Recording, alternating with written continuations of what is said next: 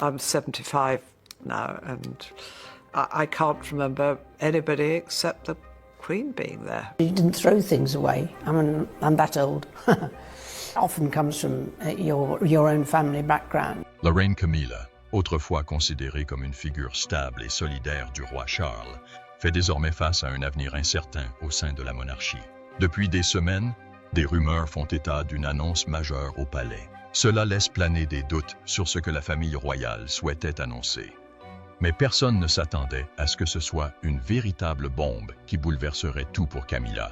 Il ne s'agirait pas d'un simple remaniement du pouvoir, mais d'une manœuvre secrète annonçant la fin de la carrière royale de Camilla. Mais que disait cette annonce? Suivez-la pour le savoir. L'annonce royale inattendue. L'avenir de la reine Camilla au sein de la famille royale est incertain suite à l'annonce majeure faite par la famille royale. Vous vous demandez quels étaient les détails de cette annonce. Découvrons-le. Cela s'est produit lors d'un magnifique dîner de famille au palais de Buckingham.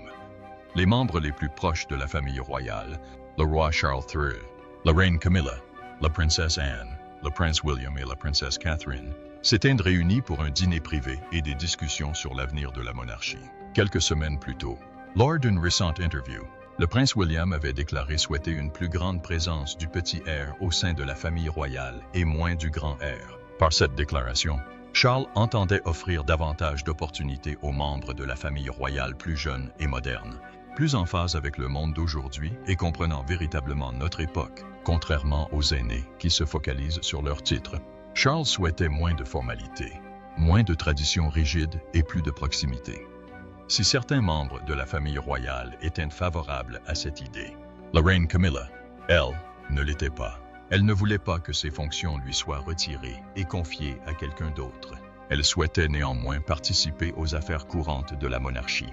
Même après la mort du roi Charles et son accession au trône de reine douairière, Camilla aspire toujours au pouvoir, à l'influence et au respect qu'elle s'est battue pour gagner. Après que le prince William eut rendu public ses intentions, des sources proches du dossier révélaient qu'une réunion privée avait été convoquée. Le prince William fut convoqué par le roi pour lui expliquer ses intentions, notamment concernant l'avenir de la reine Camilla. William maintint sa parole. Il dit à son père que, s'il appréciait tout ce que les anciens membres de la famille royale avaient fait, il pensait que leur temps touchait à sa fin. Il n'était tout simplement pas en contact avec le public comme il l'aurait dû, car il ne comprenait pas ce que signifiait faire partie de cette nouvelle génération. Tandis que William parlait, Camilla répliqua. Elle fit comprendre qu'elle avait travaillé dur pour intégrer la famille royale. Elle s'était donnée à fond et avait fait ce qu'on attendait d'elle. Alors pourquoi envisageait-il de lui voler ses rôles et de la marginaliser comme une figure oubliée du palais? Camilla pensait pouvoir continuer à travailler comme une membre de la famille royale plus âgée et s'adapter à la nouvelle génération. Elle n'était pas prête à abandonner ses rôles. Après plusieurs disputes, le roi Charles aurait demandé à son fils de revoir ses plans. Il est intéressant de noter que, lors du dîner royal privé, des sources proches du dossier ont rapporté que Camilla s'était tournée vers le prince William et avait évoqué leur dernière conversation sur ses futurs rôles. Elle avait posé la question sur un ton amical, espérant une réponse positive. Mais la réponse du prince William était restée vague. Il a simplement dit qu'il était encore en train d'examiner la question. Mais tout le monde à cette table savait ce que cela signifiait. Cela signifiait que Charles n'avait aucune intention de changer d'avis sur les futurs rôles de Camilla. Camilla arborait un sourire forcé et exhortait gentiment le roi Charles à dire quelque chose. Mais il ne le fit pas. Le prince William changea rapidement de sujet de conversation. Camilla essaya de se remonter le moral, mais elle ne parvenait pas à cacher l'inquiétude sur son visage. Il était clair qu'elle était profondément inquiète. Son avenir semblait désormais incertain, et il devenait douloureusement évident qu'une fois le prince William monté sur le trône, elle n'aurait plus aucune importance. Elle ne serait plus qu'une ombre au palais. Ce n'était pas une mince affaire. C'était un sujet sérieux et sensible qui exigeait une approche beaucoup plus prudente qu'il ne l'était. Depuis que le prince William a fait connaître ses intentions, les choses auraient changé entre lui et Camilla. Ils n'ont plus de longues conversations joyeuses. William garde un visage impassible lorsqu'il parle. Il écoute, répond, puis s'éloigne, dans un cadre strictement formel. Camilla, quant à elle, tente de conserver le contrôle de la monarchie de l'intérieur. Des sources proches ont révélé qu'elle se serait opposée à la décision du roi de révéler publiquement sa maladie même à certains membres proches de sa famille, comme le prince William. Nombreux sont ceux qui pensent qu'elle a agi ainsi parce qu'elle souhaitait continuer à gérer les affaires royales en coulisses. Elle ne voulait pas perdre pied, mais une personne se dressait toujours sur son chemin, le prince William. En tant qu'héritier du trône, Guillaume avait accès à tout ce qui concernait le roi. Il était toujours prêt à intervenir et à pallier les manquements afin d'assurer le bon fonctionnement de la monarchie, surtout pendant la maladie de son père. Mais ces derniers temps, Camilla a changé d'attitude. Elle souhaitait contrôler les décisions de l'intérieur, surtout maintenant que William refusait de remettre en question son avenir au sein de la famille royale après son accession au trône. Tout récemment, alors que le roi Charles était gravement malade, Camilla et William ont affiché un front uni, leurs époux luttant tous deux contre le cancer. Beaucoup pensaient que cette expérience commune les avait rapprochés, mais c'était loin d'être le cas, car les actions récentes de William prouvaient le contraire. Même si William avait autrefois salué publiquement la loyauté de Camilla et déclaré qu'elle avait été bonne pour son père, il n'oublia jamais le passé. Il n'oublia jamais ce que Camilla avait fait, ni à quel point ses actions l'avaient profondément affecté. Louis et son frère. Beaucoup pensent que ces vieilles blessures sont précisément la raison pour laquelle William est déterminé à limiter son rôle durant son règne et à la rendre insignifiante au sein de la monarchie. Mais pourquoi en est-il ainsi? Découvrons-le. Camilla, la belle-mère détestée. Camilla a parcouru un long chemin pour reconstruire son image. De l'une des femmes les plus détestées de Grande-Bretagne, elle est devenue l'une des 10 membres les plus populaires de la famille royale, aimée et respectée par beaucoup. Mais malgré tout le chemin parcouru, son passé la hante toujours. Surtout pour les fils de Diana, le prince William et le prince Harry. Pour eux, elle reste la femme qui a brisé le mariage de leurs parents. Si William a fini par accepter le mariage de son père, il n'a jamais oublié la douleur que cela a causée à sa mère. Diana est peut-être décédée il y a plus de 20 ans, mais sa présence n'a jamais quitté William. Il la porte dans son cœur, et elle influence toujours l'homme qu'il est devenu. Diana a façonné les valeurs de William, sa compassion et sa vision du futur roi d'Angleterre. Un roi dont beaucoup pensent qu'il restera dans l'histoire comme l'un des monarques les plus aimés, car l'héritage de sa mère continue de vivre à travers lui. Bien que William et Camilla semblent avoir tourné la page, il devient de plus en plus évident que tous les actes de William depuis le début étaient une mise en scène. Depuis l'acceptation officielle de Camilla par William, les sourires, le soutien public à son statut royal après la mort de la reine Élisabeth, jusqu'aux poignées de main et aux rires, tout était calculé. Ce n'était pas de l'affection, c'était une armure diplomatique. Une performance, pas d'amour ni de respect sincère. Mais qu'est-ce qui a mené à cela? Continuez à regarder pour le découvrir. On n'attendait pas de Camilla Parker Bowles, aujourd'hui connue sous le nom de Reine Camilla, qu'elle siège sur le trône aux côtés de la famille royale. Elle n'était pas considérée comme digne de la couronne. Même la reine Élisabeth II avait clairement indiqué que Camilla représentait tout ce que la monarchie combattait durant ses premières années. Controversies, scandales et mépris pour l'image royale. Mais Camilla était déterminée et, avec le soutien indéfectible du prince Charles, elle a gravi les échelons jusqu'à devenir reine consort d'Angleterre. Mais comment celle que l'on accusait autrefois d'avoir brisé un mariage royal est-elle devenue reine? Camilla Shand est née le 17 juillet 1947 à Londres. Elle a grandi dans le Sussex avec ses parents, Bruce et Rosalind Shand, et ses 2 jeunes frères et sœurs. À 11 ans, Camilla a fréquenté la Queen's Gate School de South Kensington, où elle a raconté à ses camarades que son arrière-grand-mère avait été la maîtresse du roi Édouard VII. Même si cela pouvait paraître un sombre secret de famille, Camilla y voyait un lien avec la royauté, un sentiment d'appartenance. Après avoir terminé ses études, elle étudie le français à l'Institut britannique de Paris, puis retourne à Londres comme débutante en 1965. La même année, elle rencontre Andrew Parker Bowles, un charmant officier de cavalerie qui deviendra plus tard son premier mari. Mais tout bascule en 1970 lorsqu'elle rencontre le prince Charles lors d'un match de polo. Ils se sont immédiatement entendus et sont devenus des amis proches. Leur amitié s'est rapidement transformée en une relation amoureuse, mais cela n'a pas duré. Charles devait poursuivre sa carrière navale à Londres pendant 2 ans. Avant son départ, il ne demanda pas Camilla en mariage, malgré leur proximité. On apprenait plus tard que Charles se sentait trop jeune pour se marier, à 22 ans. Et surtout, Camilla n'était pas considérée comme une épouse idéale pour un futur roi. Elle n'était pas vierge et son histoire familiale, notamment son lien avec une maîtresse royale, était désapprouvé par la monarchie. Sa lignée était jugée inapte à la lignée royale. Pourtant, rien de tout cela n'arrêta Charles et Camilla. Peu après le départ de Charles pour la marine en 1971, Camilla renoua avec son amant intermittent, Andrew Parker Bowles. Andrew finit par le demander en mariage et ils se marièrent en juillet 1973. Charles fut choqué et dévasté par la nouvelle. Malgré leur mariage, Camilla et lui continuèrent à se parler et à entretenir une amitié profonde. En 1974, Camilla eut son premier fils, Tom Parker Bowles, et Charles fut nommé son parrain. Cela révélait à quel point ils s'appréciaient encore. Cependant, le mariage de Camilla et Andrew Parker Bowles était loin d'être parfait. Ils connaissaient de graves problèmes conjugaux. Andrew aurait été infidèle à Camilla. Cela a poussé Camilla à se confier à son ancien amant, Charles. Elle lui a tout raconté. Son mariage était devenu si brisé et solitaire. Charles offrit soutien et réconfort à Camilla. Mais entre-temps, il avait déjà rencontré Lady Diana Spencer et ils commençaient à se connaître.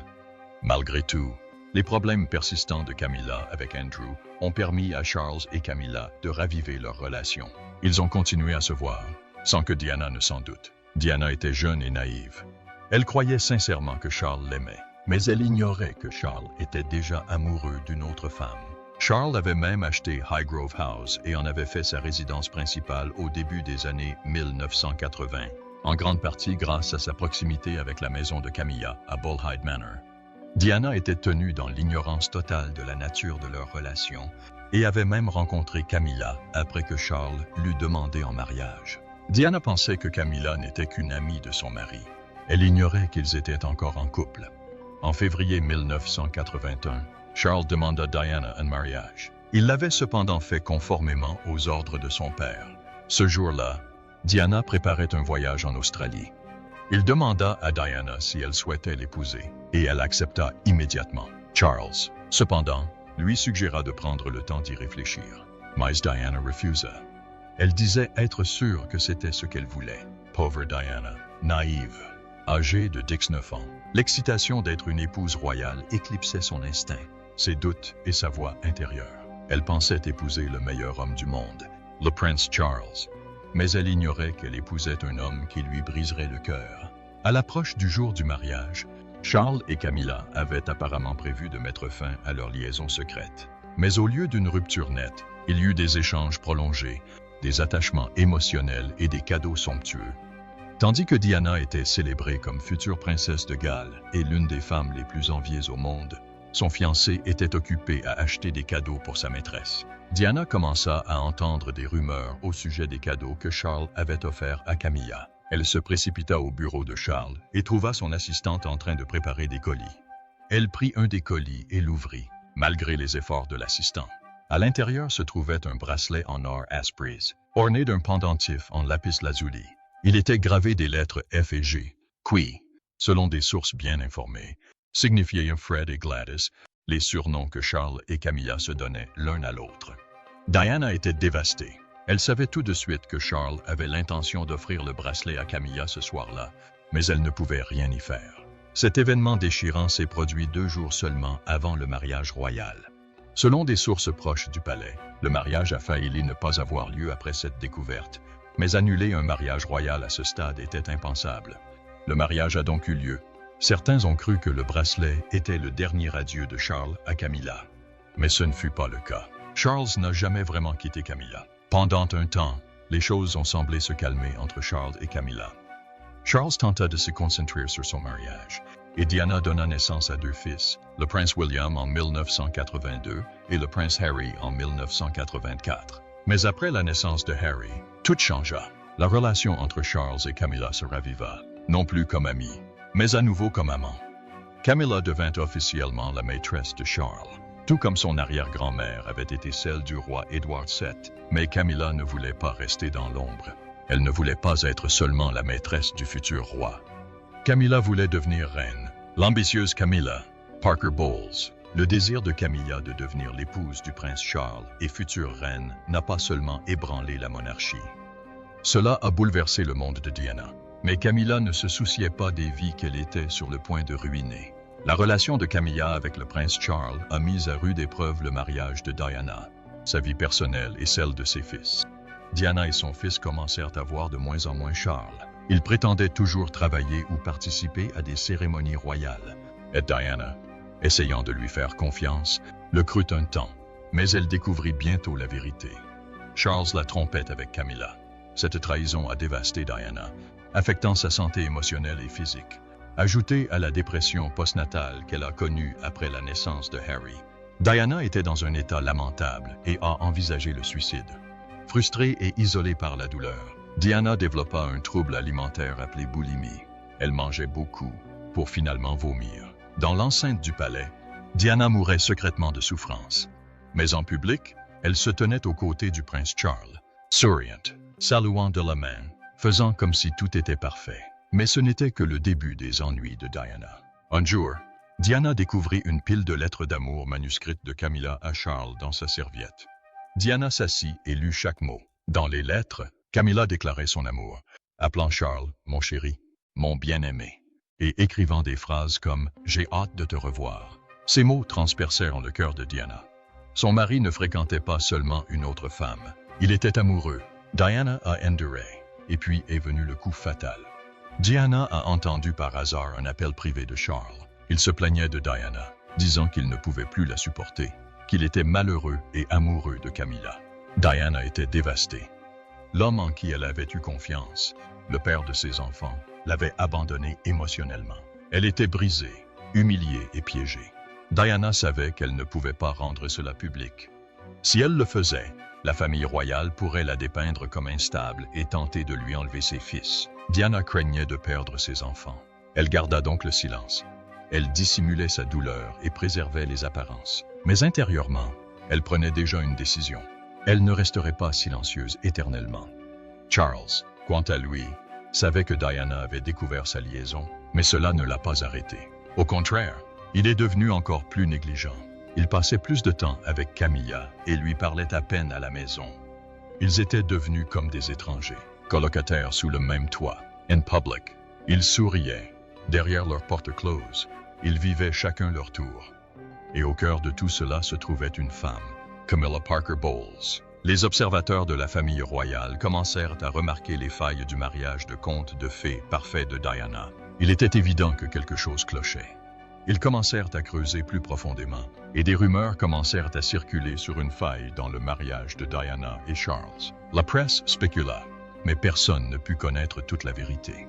Diana lut leurs histoires et secoua la tête. Ils ne connaissaient pas la véritable histoire, alors elle décida qu'elle en avait assez.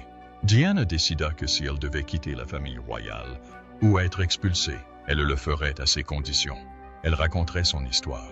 La véritable histoire de Diana en 1992. La princesse Diana a collaboré en secret avec le biographe royal Andrew Morton pour écrire le livre explosif Diana, sa véritable histoire. Dans ce livre, Diana a tout révélé, la solitude, la pression du palais, les troubles alimentaires et, plus choquant encore, la vérité sur la liaison continue du prince Charles avec Camilla. Le livre fut créé dans le plus grand secret. Diana partageait ses pensées et ses expériences par le biais d'enregistrements et d'intermédiaires. Lorsque le palais de Buckingham prit connaissance du livre, il interrogea Diana, mais elle nia avoir collaboré avec Morton. Le palais a menacé de poursuivre l'auteur en justice, mais le mal était fait. La sortie du livre a provoqué un scandale massif et a conduit à la séparation officielle du prince Charles et de la princesse Diana en 1992. Le monde entier fut sous le choc. Bien que Charles et Diana n'aient pas immédiatement divorcé, cette séparation leur a donné plus de temps pour approfondir leur relation en secret. Cependant, en 1993, leur relation illicite a été révélée au public lors d'une conversation téléphonique intime, le scandale Camilla Gate. Le moment le plus mémorable et le plus choquant du scandale fut la plaisanterie de Charles, qui disait vouloir vivre dans le pantalon de Camilla, même si cela signifiait devenir un tampon. Cette seule phrase a suffi à plonger la monarchie dans le chaos. Ce fut un moment profondément embarrassant, non seulement pour le prince Charles, mais pour toute la famille royale. La reine Élisabeth II était mécontente et furieuse, tant face à l'humiliation publique qu'à l'intense surveillance qui s'ensuivit. La monarchie, déjà sous pression en raison de la popularité croissante de Diana et du livre explosif de Morton, se retrouva submergé par le scandale. La publication de l'appel ôta à Charles toute possibilité de dénégation. Cela rendait sa relation avec Camilla indéniable. Le monde avait désormais la preuve que Camilla était déclarée ennemie numéro 1 de la couronne. Les médias la critiquaient.